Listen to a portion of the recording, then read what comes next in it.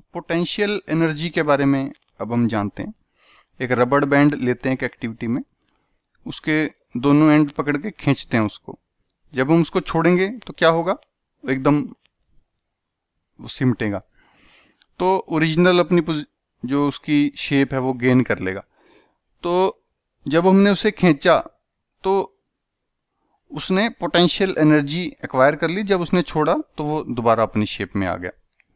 Slinky जो है, इस तरह का स्प्रिंग जो होता है, उसको आप पकड़िए, एक दोस्त को पकड़ाइए, उसे खींचिए, खींचने पे क्या होगा,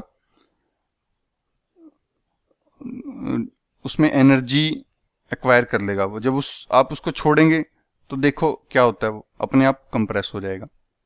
ऐसे ही जो खिलौनों वाली कार होती है, टॉय कार, उसमें आप चाबी भरिए, वो चाबी भर के जमीन पे छोड़िए तो देखेंगे क्या होगा, वो मूव करने लग जाएगी। तो एनर्जी कहाँ से आई, वो एनर्जी आई जब आपने उसकी चाबी भरी तो पोटेंशियल एनर्जी गेन कर ली उसके स्प्रिंग ने, और जब उसको हमने जमीन पे छोड़ा तो वो चल पड़ी। अगली एक्टिविटी में कोई ऑब्जेक्ट आप किसी ऊंचाई पे लेके जाइए और उसको वहां से छोड़िए तो वो नीचे की तरफ गिरेगी। तो उसमें एनर्जी कहाँ से आई नीचे गिरने की, वो एनर्जी इसलिए आई कि जब हमने उसको ऊपर उठाया तो उसने हमारा जो वर्क डन है उसकी पोटेंशियल एनर्जी गेन कर ली, उस वर्क डन से वर्क हमारा एनर्जी में कन्वर्ट हो गया, और जब हमने छोड़ा तो वो एनर्जी के कारण नीचे की तरफ गिरा। तो ये जो सिचुएशंस देखी हमने, उसमें हमने देखा कि जो वर्क डन था वो एनर्जी के अंदर स्टोर हो गया, एनर्जी के अंदर ट्रांसफर हो गया। और ये जो पोटेंशियल एनर्जी थी, जब हमने वर्क किया तो उसकी वेलोसिटी में तो कोई चेंज नहीं हुआ, पत्थर ऊपर जाके हमने रोक लिया, स्टिंग की जो थी वो भी खींच के, उसमें कोई वेलोसिटी के अंदर गेन नहीं हुआ, उसकी स्पीड में कोई गेन नहीं हुआ। तो इन केसेस के अंदर वो जहां पे कोई स्पीड या वेलोसिटी गेन ना करे ऑब्जेक्ट, और जो वर्क डन उसके ऊपर होता है वो पोटेंशियल एनर्जी में कन्वर्ट हो जाता है। तो ऐसे ही जो रबड़ बैंड था उसको हमने खींचा था तो हमारी एनर्जी पोटेंशियल एनर्जी में ट्रांसफर हो गई थी। कार के अंदर भी पोटेंशियल एनर्जी में ट्रांसफर हो गई थी। स्प्रिंग जो था उसके अंदर ये स्टोर हो गई थी हमारी एनर्जी पोटेंशियल एनर्जी के रूप में। तो हम ये कह सकते हैं किसी ऑब्जेक्ट की जो पोटेंशियल एनर्जी है वो उसकी पोजीशन या कॉन्फ़िगरेशन के कारण जो पोजेस करे जो ऑब्जेक्ट, उसको हम पोटेंशियल एनर्जी बोलेंगे।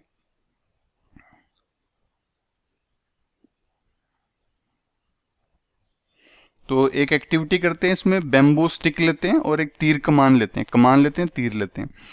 तो जब हम इसको खींचेंगे ऐसे तीर कमान को, तो स्ट्रिंग के अंदर पोटेंशियल एनर्जी गेन कर लेता है स्ट्रिंग, और जब उसको बो को छोड़ेंगे तो देखेंगे कि वो पोटेंशियल एनर्जी जो जो तीर की, जो एरो की काइनेटिक एनर्जी में ट्रांसफर हो जाएगी। पोटेंशियल एनर्जी किसी ऑब्जेक्ट की हाइट के कारण कैसे कोई पोजेस कर सकती है कोई ऑब्जेक्ट पोटेंशियल एनर्जी, वो जानते हैं। तो हमें पता है कि जब किसी ऑब्जेक्ट की एनर्जी, जब किसी ऑब्जेक्ट को हम रेज करते हैं, जमीन से ऊपर उठाते हैं, तो वो एनर्जी गेन करता रहता है क्योंकि हमें वर्क करना पड़ रहा है अगेंस्ट ग्रेविटी। तो ये जो ऑब्जेक्ट में एनर्जी प्रेजेंट होती है उसे हम कहते हैं ग्रेविटेशनल पोटेंशियल एनर्जी।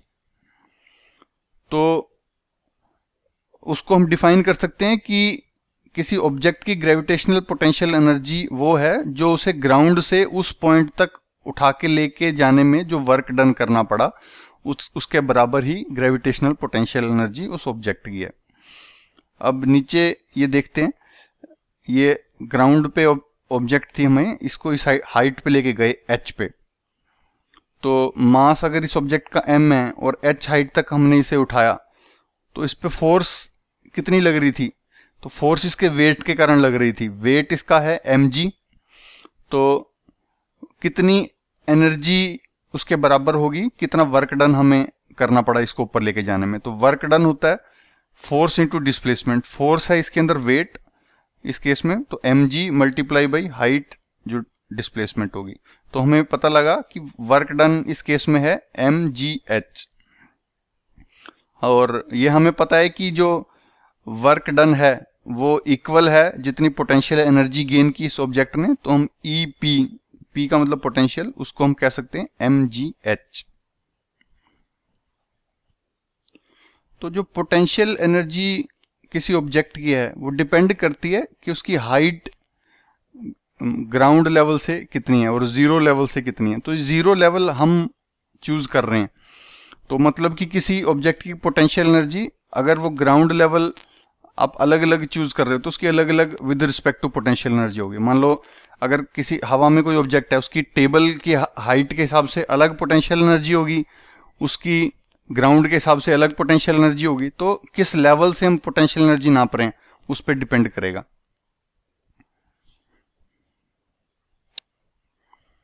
एक और ध्यान देने वाली चीज है कि जो वर्क डन है वो वर्टिकल हाइट पे डिपेंड करता है, इनिशियल और फाइनल पोजीशंस पे डिपेंड करता है। किस पाथ से ऑब्जेक्ट को उस जगह पे लेके गए उस पर डिपेंड नहीं करता जो ये पोटेंशियल एनर्जी है। सपोज ए से बी पे हम सीधा लेके गए ऑब्जेक्ट पे, तो भी बी ने उतनी ही पोटेंशियल एनर्जी गेन करी। इसको हम इस पाथ से लेके जाएंगे ऐसे घुमा के, तो भी ए से बी पाथ पे ही गई। तो हाइट अगर दोनों केसेस में सेम है तो इसकी जो पोटेंशियल एनर्जी गेन जो करेगी ये ऑब्जेक्ट, ये दोनों केसेस में सेम करेगी। एग्जाम्पल करके देखते हैं। इसमें ऑब्जेक्ट दिया हमें, उसका मास दिया है 10 kg, हाइट 6 मीटर तक लेके गए उसे, तो ग्रेविटी हमें दे रखी है, एक्सेलरेशन ड्यू टू ग्रेविटी। तो कितनी एनर्जी पोजेस करेगी ये वो निकालना है। तो पोटेंशियल एनर्जी का हमें पता है is equal to mgh, mass 10 kg, 9.8 gravity due to acceleration multiply by 6 metre height. तो 588 जूल्स पोटेंशियल एनर्जी है इस ऑब्जेक्ट की। एक और एग्जांपल में हमें ऑब्जेक्ट का मास दिया है 12 kg और कहा गया है कि कुछ हाइट के ऊपर है ये। अगर उस हाइट के ऊपर पोटेंशियल एनर्जी हमें 480 जूल्स दे रखी है, तो हमें हाइट निकालनी है कि किस हाइट पे वो ग्राउंड से है, और जी हमें दे रखा है 10 मीटर पर सेकेंड। तो हमें पता है कि energy is equal to mgh, potential energy is equal to mgh। तो वो पोटेंशियल एनर्जी 480 जूल्स है is equal to mass 12 kg, gravity acceleration due to gravity 10 metre पर सेकेंड, हाइट पता नहीं हमें तो h लिखा है। तो इससे हम कैलकुलेट करेंगे, उस साइड चले जाएंगे तो h आ जाएगा 4 मीटर। तो हम ये कैलकुलेट कर पाए हाइट उस ऑब्जेक्ट की। तो अब ये देखते हैं कि क्या जो अलग अलग तरह की फॉर्म्स ऑफ एनर्जी हैं ये इंटर कन्वर्टिबल हैं, एक दूसरे में कन्वर्ट की जा सकती है एनर्जी की एक फॉर्म को दूसरी फॉर्म के अंदर, तो वो करी जा सकती है। एक एक्टिविटी करके देखते हैं। इसके अंदर हम देखते हैं कि अलग अलग एग्जांपल्स हम डिस्कस करते हैं कि जिसमें एनर्जी की कन्वर्शन हो रही है एक फॉर्म से दूसरी फॉर्म में।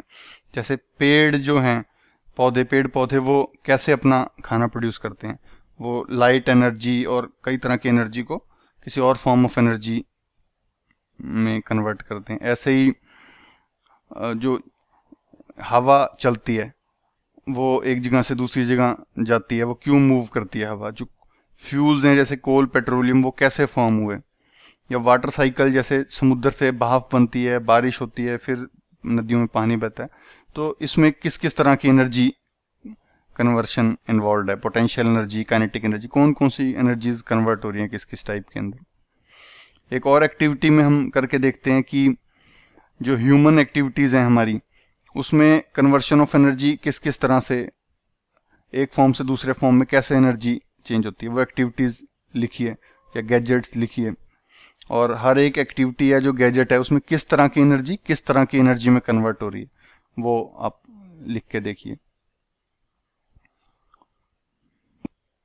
Law of conservation of energy को देखते हैं क्या होता है कि एनर्जी को कंजर्व करने वाली एक जो लॉ है उसके बारे में हमने ऊपर देखा कि एक फॉर्म ऑफ एनर्जी दूसरी फॉर्म की एनर्जी के अंदर चेंज की जा सकती है, लेकिन टोटल सिस्टम की एनर्जी क्या बढ़ती है कम होती है उस पर देखते हैं। जब एक तरह की एनर्जी दूसरी में ट्रांसफर हो जाती है, लेकिन जो टोटल सिस्टम की एनर्जी है वो हमेशा सेम रहेगी, वो चेंज नहीं होगी।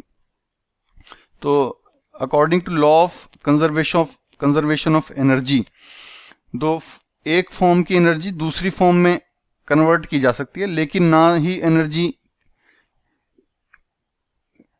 को हम चेंज कर सकते हैं एक फॉर्म से दूसरी फॉर्म में, ना ही, लेकिन एनर्जी को हम क्रिएट नहीं कर सकते, ना ही एनर्जी को हम डिस्ट्रॉय कर सकते। तो टोटल एनर्जी पहले और बाद में ट्रांसफॉर्मेशन के बाद भी टोटल एनर्जी सेम रहेगी। तो law of conservation of energy सारी सिचुएशंस में वैलिड रहती है। जब भी जिस भी तरह की ट्रांसफॉर्मेशन हो रही हो उसमें law of conservation energy valid रहेगी। जैसे एग्जांपल देखते हैं कि एक ऑब्जेक्ट का मास m है, उसको हमने हाइट h से छोड़ा, तो उस हाइट के ऊपर उसकी पोटेंशियल एनर्जी mgh थी और मूव नहीं कर रही थी, तो काइनेटिक एनर्जी 0 थी। जब वहां से नीचे की पास गिरती गई तो नीचे देखेंगे कि काइनेटिक एनर्जी उसने गेन कर ली। सपोज फाइनल वेलोसिटी उसकी v थी, तो काइनेटिक एनर्जी उसकी होगी हाफ mv²।